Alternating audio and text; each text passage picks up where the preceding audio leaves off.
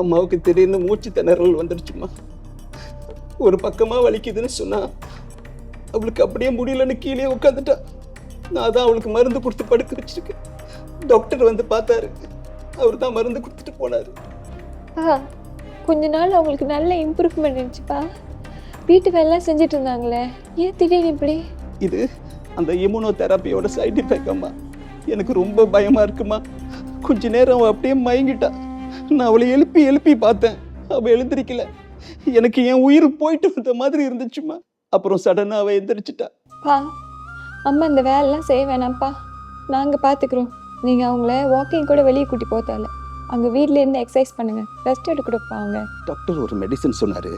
அந்த நர்மதா சொன்னாங்களே, அதே மெடிசன் தான்.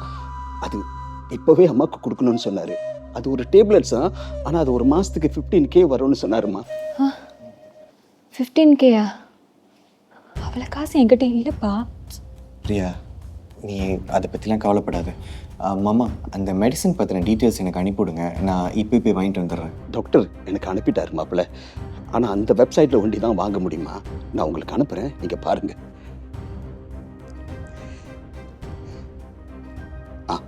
அனுப்பிட்டேன் மாப்பிள்ள.